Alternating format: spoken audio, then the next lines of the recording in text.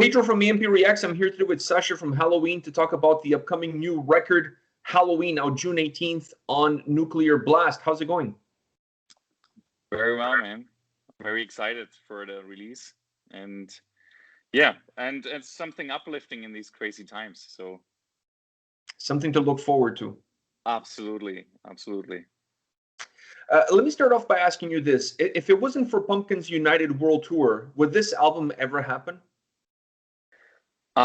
Yeah, I would say probably not. And, you know, it was just a logical development, I would say so, because, you know, like the touring went really good. And it was kind of naturally building up to that point.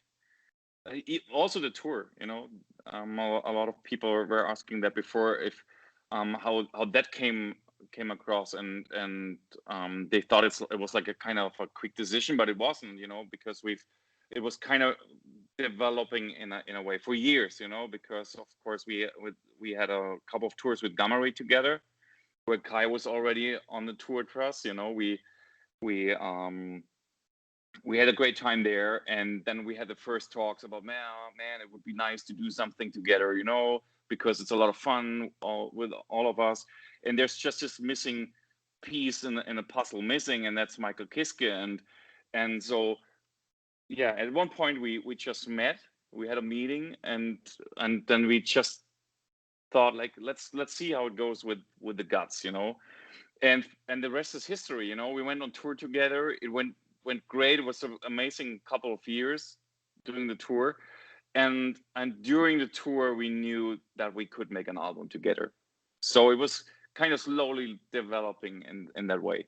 Yeah, you guys looked like everybody was having a great time on tour. There were no egos. Everybody was just enjoying themselves and enjoying the music, and perhaps enjoying the most importantly, the legacy of the band was on full display.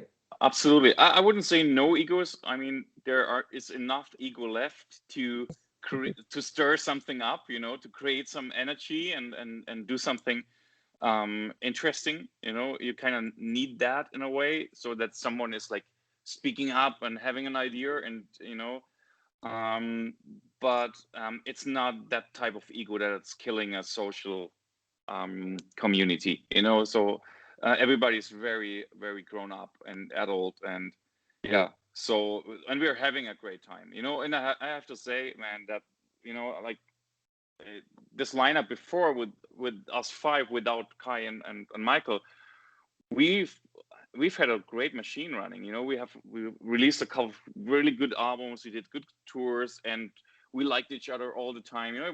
We always had a great time. But now I have to say, it's even better because the family just grew. That's how it feels to me, at least. You know, for me, it feels like, hey, this is a bigger family now, and that's how it felt on tour. You know, and that's why I also miss the touring so much, because last year when we recorded the video for Skyfall, for instance, you know, the pandemic hit already, and we had to make the video. I realized that everybody was so happy that we could see each other, and it was a lot of fun to do that. And the video was just something on the side, you know. It was more or less like a big family happening, and there we go, and oh yeah, let's do a video too, you know, something like that.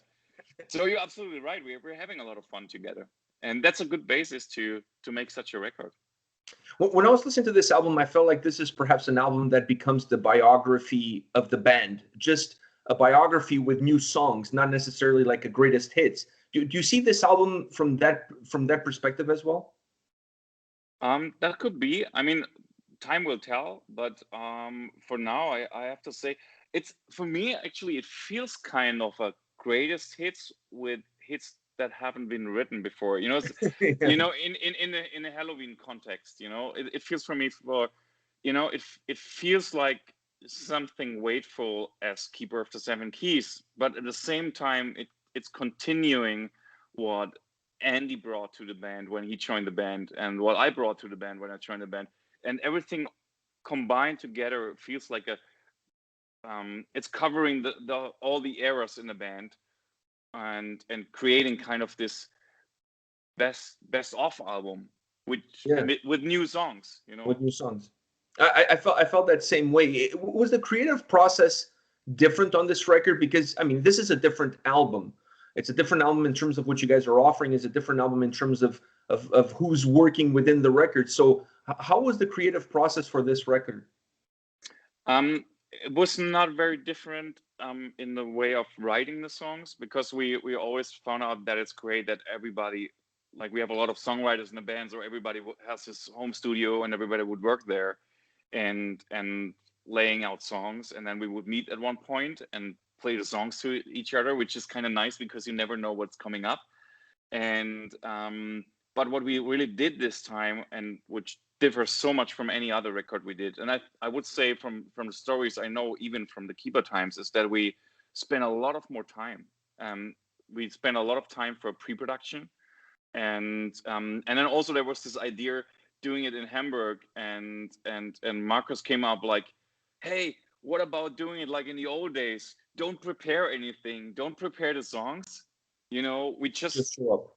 Yeah, we just go into the studio, and then we're jamming. We jam and we find out if something's kicking and if something's coming up, and that's what we did for a couple of weeks, and really working on the core of the songs, and then the next thing was recording drums with Ingo's drum kit. Then he came up with this idea, which I found splendid, because he said, like, you know what, if you're doing such a album, which of course will receive a lot of focus because of the other original members joining the band, I don't want to leave out Ingo. So he came up with this nice idea to record on Ingo's drum kit. And so we started to do that. And also the next thing was Charlie came up with, okay, but if we do that, let's go all the way back and record on tape. You know, so we made our work a bit harder than before, because you know, we use a lot of like old school recording techniques, combining that with the digital world. But man, it's so time consuming doing that. You know, I like old Eventide multi-effect processors and WAV EQs from my guitar system and stuff like that, like stuff you had back then. And every time you make a mistake, you have to do all this stuff again. You know, it's not like on the computer and recalling settings or whatever. Cut and paste. There's no cut and paste. Yeah, and the good part about that is, and I think probably that's why magic on the old 80s albums happened, is there are things happening you can't control or you can't recreate, and we kind of did this on the whole album. We picked up old amplifiers, you know, from that time. Kai even picked up his old Marshall amplifier. We recorded the Walls of Jericho album, you know. So we went way back into the retro thing, you know, but at the same time we wanted to have it sound modern too. So we combined that with the digital work and world, and that create a lot of work and time, which gave that album a very special impact, I think. And yeah, and you can clearly hear that, you know. It has a very clear, distinct sound, and it's interesting what you mentioned about the drums, because I thought the drums was one of those elements that sounded very different. It had a very earthy nature to it that really gives the overall atmosphere of the record a very unique fingerprint. Yes, absolutely. We wanted to have that. We wanted to have this natural vibe. You know, that's the thing about music. Music is not about perfection. And nowadays, people are so much about perfection. They're about perfection on Instagram. They're about perfection with their albums, you know, and you can clearly hear that. I don't want to bash anyone here, because I know how hard it is without like big record deals and stuff to record something. Of course, you're using the techniques that are available for you, and I totally get that. But what it takes away with all this perfection is the human vibe. Mm-hmm. And being a human being is about being imperfectionist. You know, you're not, nobody's perfect. And when you're listening to music, especially to old music, you can clearly hear that it's not perfect in a sense of like a machine or a robotic musician. It's very, the imperfection create the vibe, and that's what we've been searching for. And and I'm really happy about that, because that's totally my philosophy. And in the past we weren't always able to do that, because we had to go on tour and then writing and then recording an album within 3 months, you know, and then going back on tour, because that's how you make money with your band, you know. And this time we had more freedom to work as artists, you know, and that I think makes the album very special. And that's what you probably think of. Yeah, this sounds very earthy or very natural, and we did it with everything, you know. I saw comments from fans on the Skyfall video, writing something like, and I hate when they're using this fucking Kemper amplifiers and stuff like that, and I can hear that it's so digital, you know. And I was laughing because we did totally the opposite, you know. And I thought, like, wow, yeah, you know, you're the experts, you know. Yeah, you were there. You know? So it's kind of funny to hear that, but yeah, but I get why people are thinking that way, because nowadays, if we're listening to a lot of new metal bands or newer metal bands, a lot of sounds, and I'm not saying the songs, and I'm not saying the performances, but a lot of sounds sound pretty generic to my ears, because, and then when you go back to listening to some old Anthrax records, or to you know, or recently I rediscovered old Scorpions records, you know. It's crazy how natural that sounds, and how much dynamic you have, and how much vibe comes across when you listen to those records. And doing that on a modern record is so amazing, you know, being able to do that. And I get that people can't do that all the time, but it's worth it. I think it gives it almost a live vibe, but in a studio Absolutely. setting. Because when you play live, it's not perfect. I mean, you don't get two takes. You don't get to stop in the middle of a solo, Right. tell the fans, Right. hey, wait a minute, I missed something here, and then redo it again. You know what I mean? So Yeah. I like that aspect. I like those imperfections, because it's the same imperfections that you get when you see your favorite band live. Right. So Right. I think that there's an important balance to be reached between. And you get a lot of imperfection from Helloween. when you see us live, you know, because we're all the time running, jumping, doing stuff, you know. Exactly. So bringing a lot of energy on to the stage. But yeah, and you know what? That's the thing. Because you said it, it's a live feeling you're hearing there. That was Charlie's idea, actually. Charlie Bauerfeind, who was producing us for such a long time, he kind of saw the same freedom and chance to do something special here, because before he had to kind of deliver the master tape like within like 3 months, you know, and there was so much pressure, and there was not enough time everywhere to go into details, you know. And this time he was like, you know, I saw you guys a couple of times live, and it's amazing how you naturally worked out your set list, and the combination of 3 guitarists and all the singers, and it feels so good, and it has a certain magic vibe to it, and I want to recreate that on the album. That was his goal, and from what I can tell, he succeeded with that. He came up with a brilliant idea. For instance, he told me, do you mind if you would start out with recording guitars in another studio than Kai is? And I said, like, no problem. Okay, because what I want to do is I want you to record the first 5 songs and just act like you were the sole guitar player in the band. I want to have you, every idea you have, record that. I want everything from you. And then when we're done with that, we're sending these 5 songs over to the other studio where Kai was sitting, and I want him to do the same thing. Because what I want to have in the end is the combination of what I heard live, figuring out what kind of tracks blend in perfectly and what kind of ideas, you know, because we're sitting in different studios, we obviously would have different ideas here and there, you know. So, and he wanted to have that match together. And I thought it's brilliant. It's a brilliant idea, because then we recorded the first 5 songs. Kai got them. While he was recording on them, I was recording the next 5 songs. And then in the end, when we were done in Germany, he took it over to Tenerife to make the same thing with Vicky, you know. And I found it brilliant, because then when the mixing sessions came up, you would always discover stuff Kai had played and I'd never heard before. some like fills or whatever, and I was like, wow, that's pretty amazing. I didn't hear that before. And so Charlie was kind of the maestro.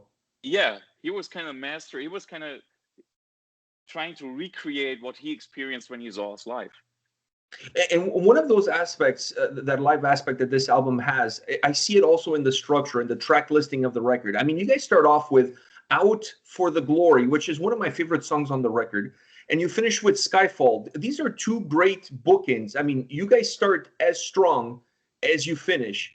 What do you feel like that gives to the overall playability of the record, to have these two monster tracks at beginning and end?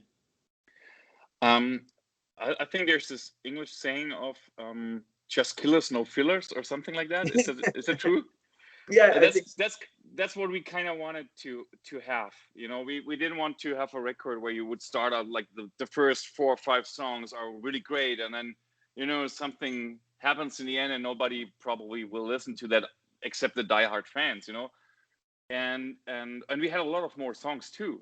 So we took like the songs we thought are the strongest, and I have to say we have a big family now. It's 7 band members, but also we have a management which is there. It's bottom row, and they're for us there since 2004. And then you have Charlie, who has recorded a lot of Helloween albums, and by the way, he also did record a Gamma Ray album too, I think Land of the Free or something. And so he knows exactly what it's about. And then there was Dennis Ward as the second producer, and so we had like this big family deciding about songs, and we would sit together cramped in a control room in Hamburg, listen to the songs back and forth, and then we were like, nah, that's not good enough for the album, or that's a good enough song but not for this album. Not for this album, yes. So something like that happened, and I wrote more songs that haven't ended up on this album, which probably would have ended up on another Helloween record, but that was our goal, like to keep just the best tracks and making it like a compact, very strong album. And that's why it was possible to do something with starting out for the Glory and ending with Skyfall. And I think fans will be surprised what else will come up then, when they were listening through it. Yeah, the album is not linear at all. Like, the album is a ride. You have peaks, you have valleys, but you guys did a wonderful job alternating songs, so you don't get 2 songs that feel the same way back to back. So there's not a sense of, oh, I heard this already. There's always, you're always kind of excited to see what are you guys going to give us around the corner. What's the next song is going to bring? So I felt like the album had that sense of surprise almost with every single song. That's nice to hear, and it makes total sense, because also, we're having a lot of songwriters too, and that's the biggest plus our band has, that there's so many songwriters and there's so much talent in the band. You could easily have anyone in the band leading some band being the sole songwriter, which a lot of bands are. There's always like 1 or 2 people making the songs, and then the band goes on tour together or whatever. And in Helloween, from when I joined, that was the first thing Mikey said to me. He told me, you know what, of course you must be a good guitar player. Charlie told me you are, and but that's not what it is about here. The job description here is you have to be a good songwriter too. Do you have any songs? That's how we started that. That's how Rabbit Don't Come Easy came up, because they wanted me to write songs too. And that's pretty amazing. Marcus writes great tracks. Kai, of course, and Andy. I have to say, like, from my point of view, Andy is the biggest talent in the band when it comes to songwriting. It's crazy. You can't believe how easily he can throw at songs. Like the first time I met him for the Rabbit Don't Come Easy pre-production phase, I was blown away by his demos, because they already sounded like, okay, you could finished product. Yeah, just mix them, master them, and release that. Because the voice of the singer, he's a good guitar player too. He can do all that stuff, and he always writes so many songs, and a lot of people don't know that. They're like, in the past they were like bashing him for, he can't sing and the old tracks like the original, of course, because he has a different voice. Yeah, everybody's different. But what a lot of people don't know, how talented he is. It's crazy. For me, he's a songwriting machine, you know, and that was for me as a 25-year-old guy joining the band. That was like the biggest life changer, meeting such talented people. Also, Vikey, who is always coming up with these quirky lyrics and crazy melodies, you know. So from my point of view, he's the melody god in the band, you know. And then now that Kai is back, he has like this raw spitting energy, you know. And that was maybe that was a thing that you can hear on that record too. That was kind of, now it feels complete. When I look back now, I like all the albums we did, but that was when I listened to that, I'm like, okay, that was the missing link, you know. So it's great to have all these strong characters and that we're able to get along and being social with each other at the same time. It's a wonder, you know. It's crazy, you know, because I think if you had like two guys like ours in your band, not good, you know. But that we're working it out, and that we like kind of respect each other, and you know, and that the ego level is so low that we can create something beautiful. That's what amazes me the most about my band. I have one last question for you, and that is perhaps a question that only time will be able to answer, but I want to ask you now. Do you see this album becoming one of the most, if not the most iconic Helloween album of all time, at least up until now? Well, at least, as you said, time will tell. I can't say anything about that, but the feeling I have about it is that it's leading in a new era, and it's kind of, you know, as we had it before, that it's like touching each era of the band already, you know. Mm-hmm. and maybe it's the key for all of our fans, which, you know, have favorites in during the different periods. You know, there are fans, they like, of course, they're all into Keeper of the Seven Keys, but then you have fans who joined our fan base during the Dark Ride period, for instance, or, you know, or then with Gambling with the Devil, a lot of like young fans, for them, I'm the original guitar player, because that was their first Helloween record, you know. And that's the amazing thing when we go on tour, that we have almost 3 generations in our audience, which is really nice. And so, and this album, I think it combines it all, and that probably, with all this focus it gets right now and everything, and the strength it obviously has, because every time I'm having interviews, I'm getting the same reception, you know. I think that might be the truth, that it's going to be a very iconic album in the future too. I think so as well. The quality of this album is just outstanding. It's just outstanding. I mean, it doesn't nice matter. To hear.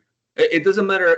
You could look at the structure. You could look at the lyrical content, the vocals, the guitar playing, the drums. Like we already talked about the drums. I mean, this is.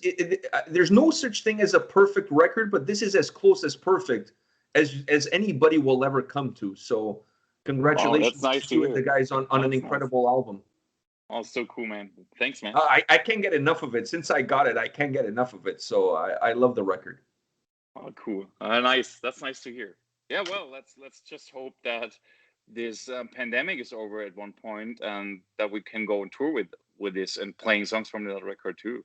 Yeah, that would be amazing. I hope to see you guys at some point in time in Canada. Will be great to see you guys perform these tracks live, because this album really calls to be played live, because it has that, like we said, that live studio style to it. So it's going to translate really well into a live setting. Absolutely, yeah. Well, Sascha, thank you very much for your time, and I really appreciate it. All the best to you and the guys in the release. Congratulations. Thank you. Thank you, man. Take care. See you in Canada. Bye. Bye.